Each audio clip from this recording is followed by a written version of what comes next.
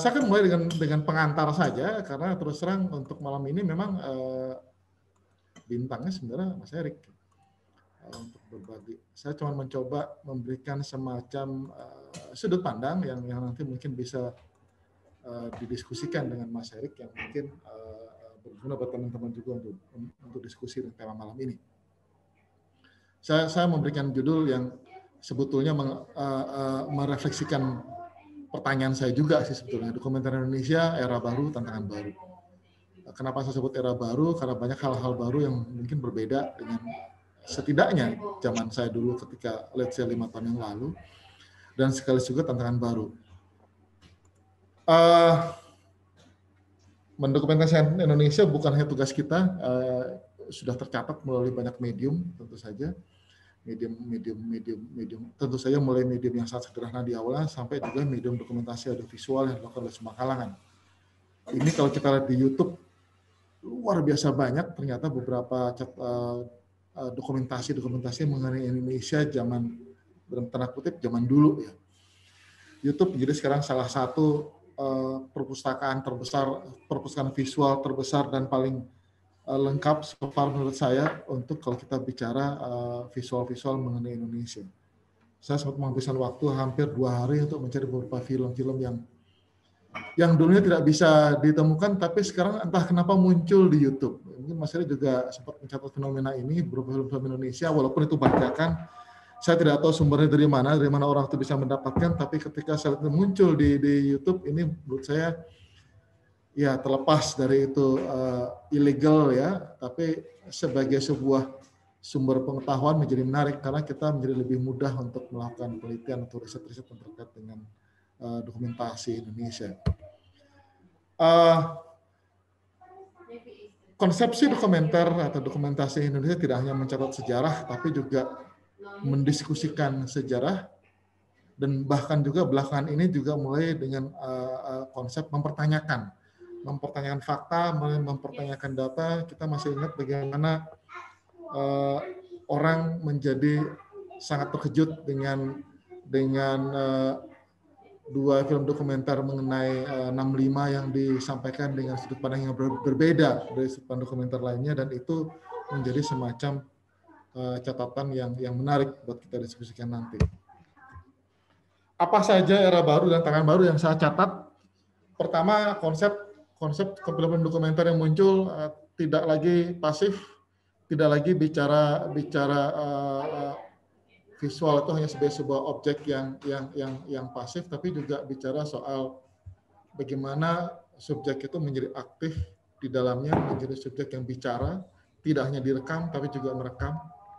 Kemudian konsep yang menghibur itu juga mulai muncul. Orang sekarang menikmati dokumenter. Dulu konsepsi dokumenter adalah sesuatu yang kaku, yang sangat formal, dan seringkali hanya berhenti pada sebuah dokumentasi dan tidak menghibur. Dan banyak film dokumenter sekarang ini menjadi menghibur dalam tanda kutip ya, artinya dinikmati secara sama dalam tanda kutip derajatnya dengan film film naratif.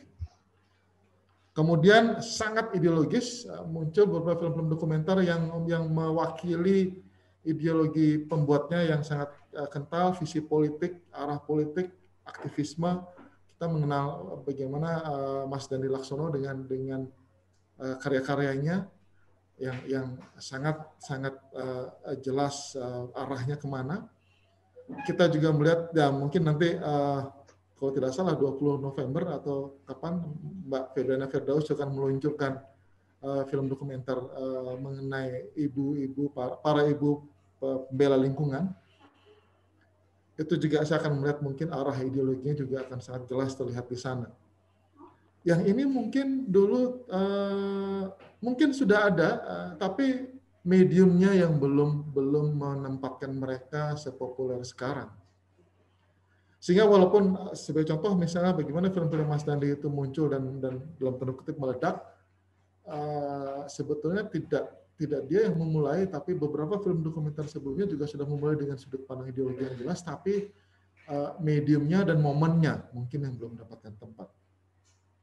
Kemudian prosesnya juga mulai muncul semacam garis profesional. Dulu mungkin kita bicara soal independent documentary movement, tapi sekarang bergerak ke arah yang profesional, mempergunakan teknologi, kemudian empowerment juga, mempergunakan bagaimana melibatkan orang-orang di sekitar, tidak lagi hanya menjadi sosok yang pasif, tapi juga sudah mulai aktif.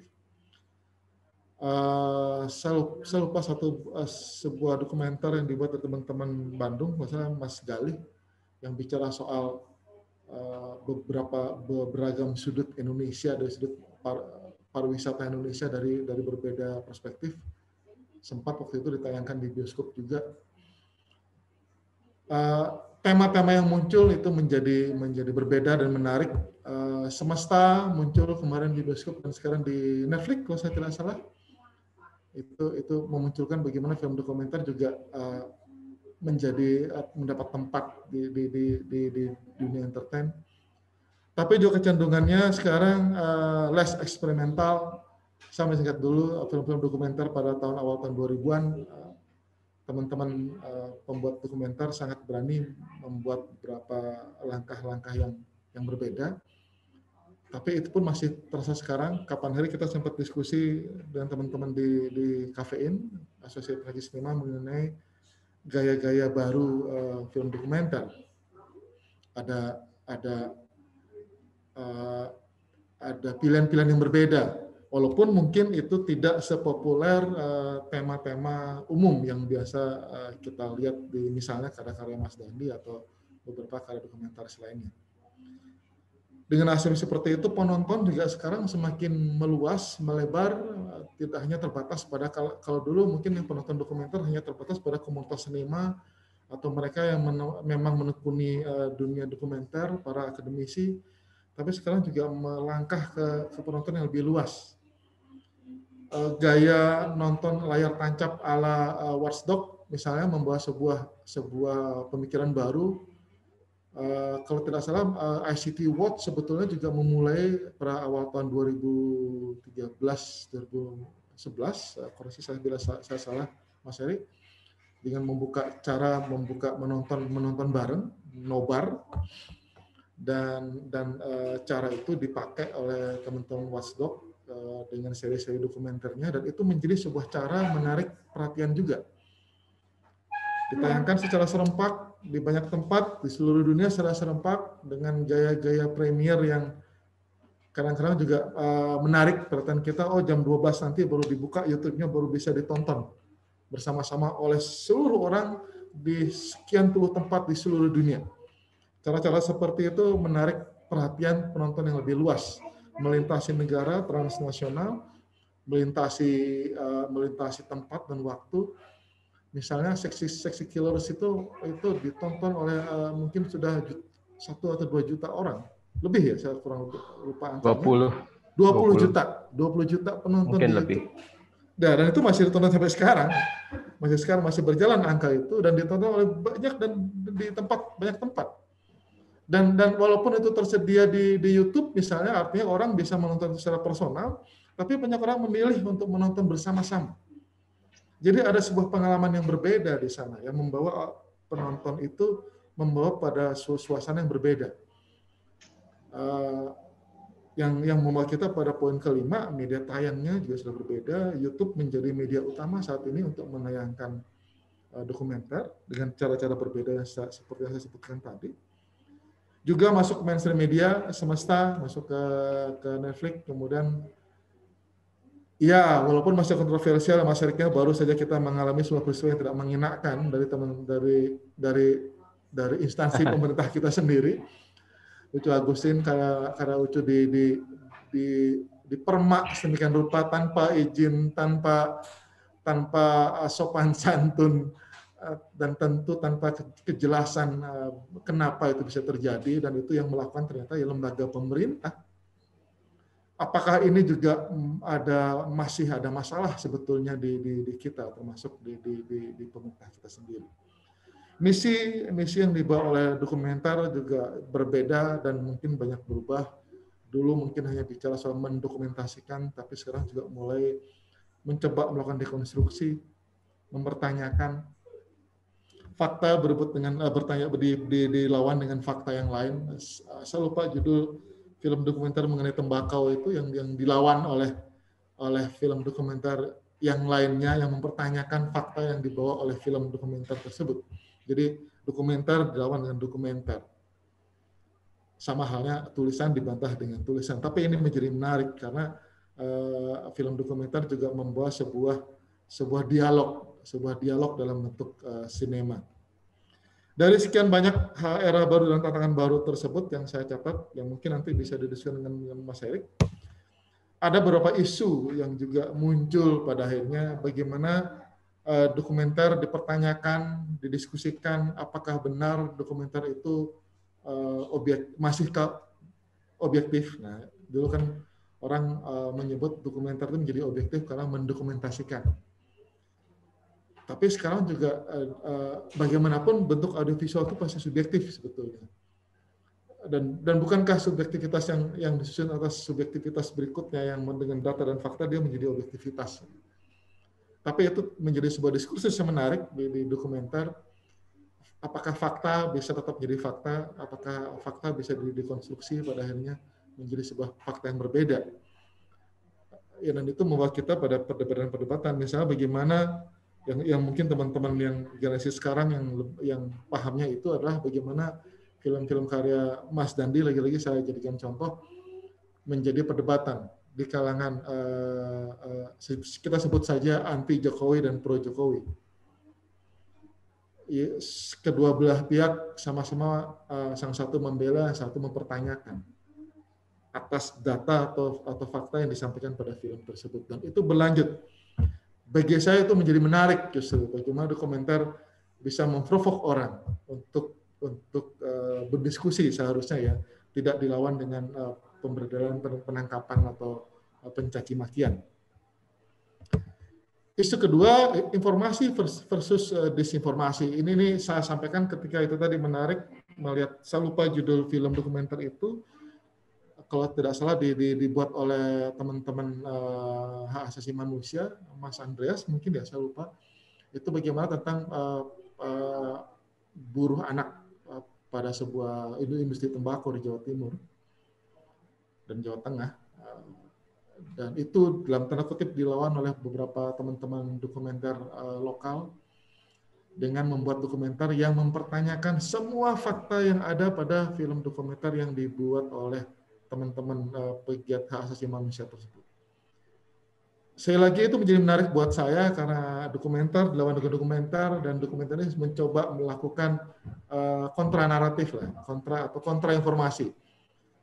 Bagaimana itu menyebutkan bahwa informasi yang dibawakan oleh film dokumenter ini adalah sebenarnya salah. Barangkali itu akan berlanjut nantinya bahwa dokumenter menjadi medium untuk melawan narasi pihak lain, sehingga di sini apakah mungkin nantinya semacam isu yang berbeda bahwa propaganda versus kontra propaganda.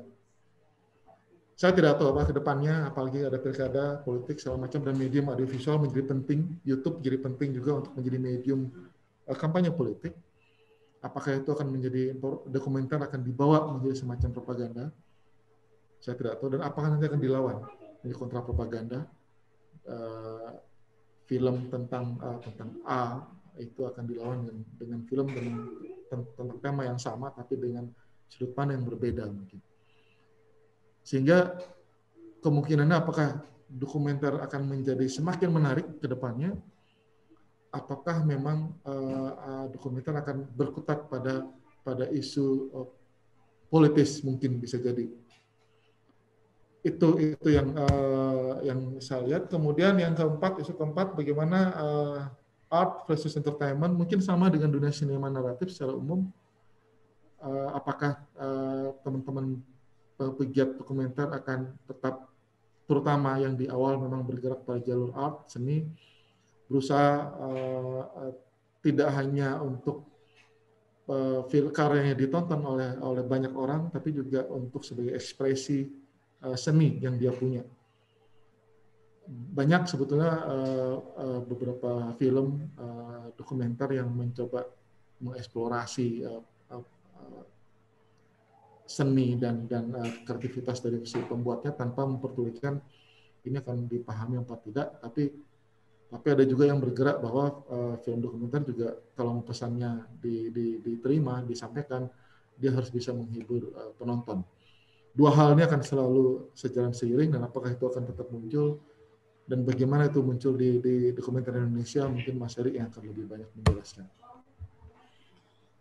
Terakhir, sebagai penutup dari pengantar saya yang nanti akan banyak didiskusikan oleh Mas Erik adalah statement yang disampaikan oleh Fernando Solangas bahwa mungkin yang terpenting pada film dan dalam film dokumenter adalah bukan film itu, tapi apa yang bisa dihasilkan dari film itu, yang diprovok oleh film itu. Mungkin yang terpenting bukan filmnya Mas Dandi, bukan Mas Dandi dan filmnya, tapi isu-isu apa yang muncul di sana, Bagaimana kita melihat sekitar kita, masihkah sama asal kita melihat film itu, ataukah film itu berhenti hanya sebagai sebuah film dan kita tidak bergeming sedikit pun. Itu mungkin yang menarik buat kita tanyakan pada kita sendiri setelah menonton deretan film-film dokumenter. Itu dari saya, Laras, sebagai pengantar saja. Terima kasih.